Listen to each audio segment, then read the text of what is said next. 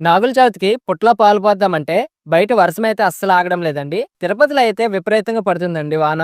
అస్సలు గ్యాప్ లేకుండా వర్షం పడుతూనే ఉందండి. ఈ వర్షానికి ఎక్కడ రోడ్లు అక్కడే బ్లాక్ కూడా అయిపోయాయండి తిరుపతిలో అయితే. ఇంక వర్షం అయితే కొద్దిగా తగ్గిపోగానే పుట్టలో పాలు పోయడానికి వెళ్ళామండి. మేము ఖచ్చితంగా సంవత్సరంలో అయితే పాలైతే పోయాలండి.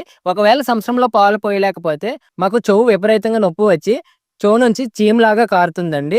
అందుకే మా అమ్మగారు ఖచ్చితంగా పుట్టలో పాలు పోసేదానికి తీసుకొని వెళ్ళి పుట్టలో గుడ్డు, పాలు పోసి పుట్టమననైతే మా చెవులకైతే రాస్తారండి. ఒకవేళ పుట్టలో పాలు పోయలేకపోతే ఈ సమస్య అయితే మేము ఫేస్ చేయాల్సొస్తుందండి. అందుకే మిస్ చేయకుండా ఖచ్చితంగా పుట్టలో అయితే పాలైతే పోస్తామండి. మా అమ్మగారికి ఈ పుట్టే చాలా సెంటిమెంట్ అండి. మాకు దగ్గరలో ఎన్ని గుళ్ళున్నా కూడా ఖచ్చితంగా ఈ పుట్ట దగ్గరికొచ్చే పాలైతే పోస్తారు. నా చిన్నప్పటి నుంచి ఈ పుట్ట దగ్గరికొచ్చే పాలైతే పోస్తున్నామండి. పుట్ట దగ్గరికొచ్చి పుట్టలో గుడ్డు, పాలు వేసి నాగదేవతకి దండం పెట్టుకొని చిమిలి నైవేద్యం పెట్టి ఇంటికైతే వెళ్ళిపోయామండి.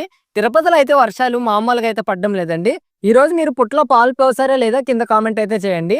అలాగే పుట్టలో పాలు పోయకపోతే మీకు కూడా ఇటువంటి సమస్య ఉంటే కింద కామెంట్ అయితే చేయండి.